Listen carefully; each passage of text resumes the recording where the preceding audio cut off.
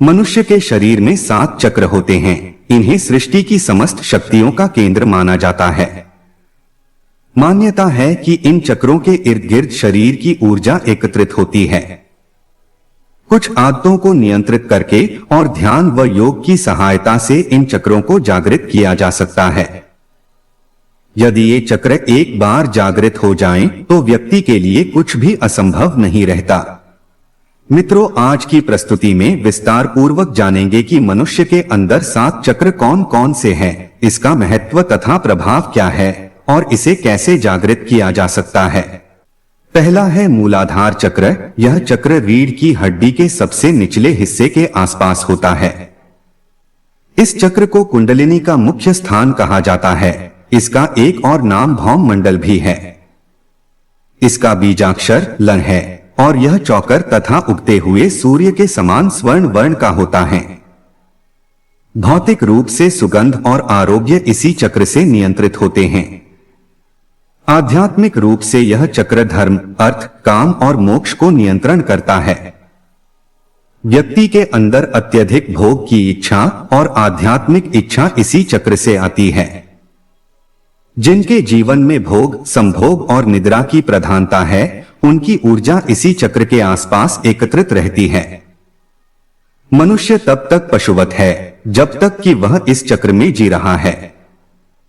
इसीलिए भोग, निद्रा और संभोग पर संयम रखते हुए इस चक्र पर लगातार ध्यान लगाने से यह चक्र जागृत होने लगता है। इस चक्र के जागृत होने पर व्यक्ति के भीतर वीरता, निर्भीकता और आनंद का भाव जागृत होता है। सिद्धियां प्राप्त करने के लिए वीरता, निर्भीकता और जागरूकता का होना जरूरी है। दूसरा है स्वाधिष्ठान चक्र। इस चक्र को तामसिक चक्र माना जाता है। यह चक्र मूल से 4 अंगुल ऊपर स्थित होता है और इसकी 6 पंखुड़ियां हैं। इस चक्र का बीज मंत्र वन है। यह जल तत्व का चक्र है तथा इस चक्र का स्वरूप अर्धचंद्राकार है। इस चक्र से निम्न भावनाएं नियंत्रित होती हैं: अवहेलना, सामान्य बुद्धि का अभाव, आग्रह, अविश्वास, सर्वनाश और क्रूरता आदि। इसी चक्र से व्यक्ति के अंदर काम भाव और उन्नत भाव जागृत होता है। अगर आपकी ऊर्जा इस चक्र पर ही एकत्रित है, तो आपके जीवन में आमोद प्रमोद, मनोरंजन, घूमना फिरना और मौज मस्ती करने की प्रधानता रहेगी। यह सब करते हुए ही आपका जीवन कब व्यतीत हो जाएगा, आपको पता भी नहीं चलेगा। जीवन में मनोरंजन जरूरी है, लेकिन मनोरंजन की आदत अच्छी नहीं होती। इस आदत पर नियंत्रण रखकर चक्र को जागृत कर सकते हैं। इसके जागृत होने पर क्रूरता, गर्व, आलस्य, प्रमाद, अवज्ञा, अविश्वास आदि दुर्गुणों का नाश होता है। दूसरा है मणिपुर चक्र। यह चक्र नाभि के ठीक पीछे रीढ़ की हड्डी पर स्थित होता है। यह चक्र 10 पंखुड़ियों वाला होता है तथा इस चक्र का बीज मंत्र रंग है। इस चक्र की आकृति त्रिकोण है और रंग रक्त के समान लाल है। यह चक्र ऊर्जा का सबसे बड़ा केंद्र है। यहीं से सारे शरीर में ऊर्जा का संचरण होता है। यह अग्नि तत्व को नियंत्रित करता है और राजसिक गुणों से संपन्न है। इस चक्र से निम्न वृत्तियां नियंत्रित होती हैं: लज्जा, दुष्ट भाव, ईर्ष्या, सुषुप्ति, विषाद, तृष्णा, मोह, घृणा, भय आदि। मन या शरीर पर पड़ने वाला प्रभाव सीधा मणिपुर चक्र पर पड़ता है। जिस व्यक्ति की चेतना या ऊर्जा यहां एकत्रित रहती है, उसे काम करने की धुन सी रहती है। ऐसे लोगों को कर्मयोगी कहते हैं तथा ये लोग दुनिया का हर कार्य करने के लिए तैयार रहते हैं। अपने कार्य को सकारात्मक आयाम देने के लिए इस चक्र पर ध्यान लगाकर पेट से श्वास लेने से यह चक्र जागृत होती है। इस चक्र के जागृत होने से तृष्णा, ईर्ष्या, चुगली, लज्जा, भय, घृणा, मोह आदि दूर हो जाते हैं। यह चक्र मूल रूप से आत्मशक्ति प्रदान करता है। चौथा है अनाहत चक्र। यह हृदय के बीचों बीच रीढ़ की हड्डी पर स्थित होता है। इस चक्र में 12 पंखुड़ियां होता हैं तथा इस चक्र को सौर मंडल भी कहा जाता है। इसका आकार षटकोण है और इसका वर्ण हल्का हरा है। इस चक्र का बीज मंत्र यह है: इस चक्र से निम्न प्रकार की वृत्तियां नियंत्रित होती हैं: आशा, चिंता, चेष्टा, ममता, दंभ, विवेक, विकलता, अहंकार आदि। मानसिक अवसाद की दशा में इस चक्र पर गुरु ध्यान और प्राणायाम करना अद्भुत परिणाम देता है। आध्यात्मिक दृष्टि से यहीं से साधक के सतोगुण की शुरुआत होती है। इसी चक्र से व्यक्ति की भावनाएं और अनुभूतियों की शुरुआत होती है। अगर आपकी ऊर्जा अनाहत में सक्रिय है तो आप एक सृजनशील व्यक्ति होंगे और हर क्षण आप कुछ न कुछ नया रचने की सोचते होंगे। हृदय पर संयम करने और ध्यान लगाने से यह चक्र जागृत होने लगता है। खासकर रात्रि को सोने से पूर्व इस चक्र पर ध्यान लगाकर अभ्यास करने से यह जागृत होने लगता है। इसके सक्रिय होने पर कपट, हिंसा, कुतर्क, चिंता, मोह, दंभ, अविवेक और अहंकार समाप्त हो जाते हैं। इस चक्र के जागृत होने से व्यक्ति के भीतर प्रेम और संवेदना का जागरण होता है। यह चक्र जागृत होने पर व्यक्ति के समय ज्ञान स्वतः ही प्रकट होने लगता है तथा व्यक्ति अत्यंत आत्मविश्वस्त, सुरक्षित, चारित्रिक रूप से जिम्मेदार एवं भावनात्मक रूप से संतुलित व्यक्तित्व बन जाता है। पांचवा है विशुद्ध चक्र। यह कंठ के ठीक पीछे स्थित होता है।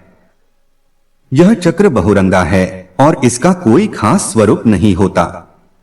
इसका बीज मंत्र हन है तथा इस चक्र की 16 पंखुड़ियां हैं। इस चक्र से निम्न वृत्तियां नियंत्रित होती हैं: भौतिक ज्ञान, कल्याण, महान कार्य, ईश्वर में समर्पण, विष और अमृत आदि। यह चक्र आकाश तत्व और 8 सिद्धियों से संबंध रखता है तथा संगीत के 7 सुर इसी चक्र द्वारा उत्पन्न होती हैं।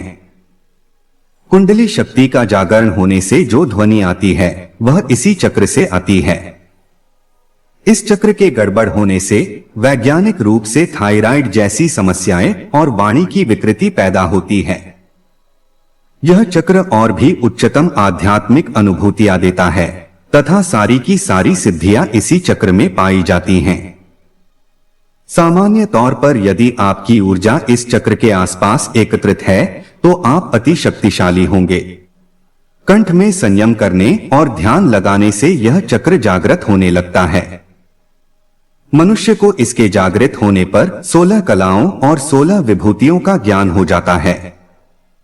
इसके जागृत होने से जहां भूख और प्यास को रोका जा सकता है वहीं मौसम के प्रभाव को भी रोका जा सकता है।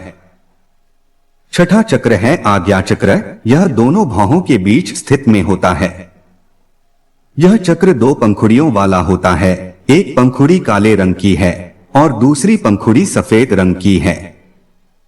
सफेद पंखुड़ी ईश्वर की ओर जाने का प्रतीक है और काली पंखुड़ियों का अर्थ संसारिकता की ओर जाने का प्रतीक है। इस चक्र के 2 अक्षर और 2 बीज मंत्र ह और क्ष है। इस चक्र का कोई ध्यान मंत्र नहीं है क्योंकि यह 5 तत्वों और मन से ऊपर होता है। इस चक्र पर मंत्र का आघात करने से शरीर के सारे चक्र नियंत्रित होते हैं।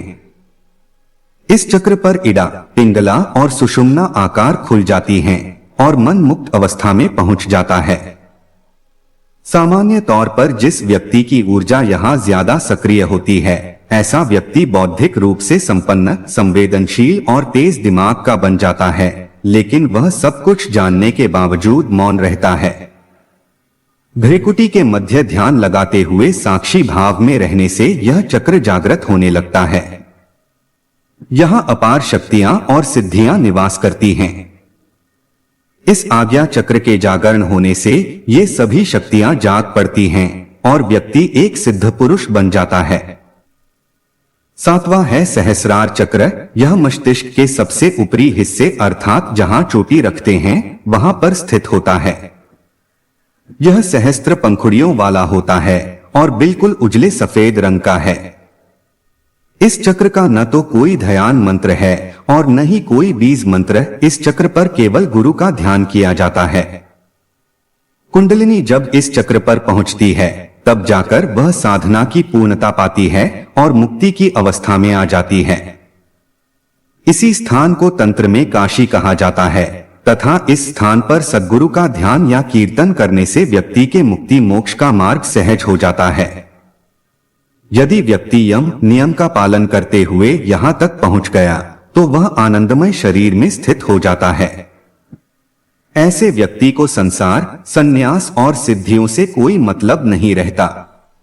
लगातार ध्यान करते रहने से मनुष्य जब मूलाधार चक्र से होते हुए सहस्रार तक जागृत कर लेता है, तब वह व्यक्ति परमहंस के पद को प्राप्त कर लेता है। मित्रों, मन भी एक चक्र है और मन से बड़ा कोई चक्र, कोई शक्ति नहीं। सभी धर्म एवं संस्कृतियों में यह एक विस्तृत समझ है कि हमारे जीवन में जो भी दुख या तकलीफें हैं वह हमारे अपने ही कर्मों का फल है, और वैसे ही कोई भी लाभ, हानि, खुशी, प्रेम और संतुष्टता का आधार भी कर्म है। परंपरागत रीति से समय चक्र अपने 4 भागों के साथ घूमता रहता है, जो मन स्थिति के परिवर्तन का प्रतीक है। उस विशेष समयावधि में देखा जाए तो चक्र की कोई शुरुआत या अंत नहीं है, क्रियाओं और प्रतिक्रियाओं की एक निरंतर एवं शाश्वत कड़ी है, जिसकी गुणवत्ता हमारे अपने हाथ में है। बदलती ऋतुएं तथा तत्वों की अखंडता समय के साथ पृथ्वी का बाह्य स्वरूप बदल देते हैं। प्रकृति के भ्रष्ट होने के पीछे का प्रेरक स्रोत है मनुष्य का मन। जब मनुष्य का मन शुद्ध, पवित्र और उसकी सोच उच्च होती है, तब पृथ्वी भी सुदृढ़ और सब्ज होती है। इसके विपरीत जब मनुष्य की सोच अशुद्ध और नीच होती है, तो पृथ्वी का अस्तित्व भी प्रदूषित और भ्रष्ट हो जाता है। जब मनुष्य अपना दैनिक जीवन इस समय चक्र की स्मृति में रहकर व्यतीत करता है, वह एक विस्तृत दृष्टिकोण मन में निरंतर बनाए रखता है। ऐसे मनुष्य को यह आभास रहता है कि उसकी सोच और कर्म का उसके निजी जीवन की गुणवत्ता पर क्या असर पड़ने वाला है। इस तरह मनुष्य जीवन के प्रांगण में पर्वत शिखर पर खड़े होकर अपने जीवन की विहंगम दृश्य का न केवल देखने का आनंद लेते हैं, बल्कि अपने जीवन में कब और कैसे आगे बढ़ना है, इस बात का भी समझ रखते हैं। प्रत्येक मनुष्य स्वयं ही अपने भाग्य का निर्माता है। जो मनुष्य इन 7 चक्र को जागृत के साथ मन को भी नियंत्रित कर लेता है, उसके लिए इस दुनिया में कुछ भी असंभव नहीं। मित्रों, अगर आपने हमारी प्रस्तुति को अंत तक देखा है तो कृपया हमें कमेंट्स में जरूर बताएं कि यह प्रस्तुति आपको कैसी लगी। धन्यवाद।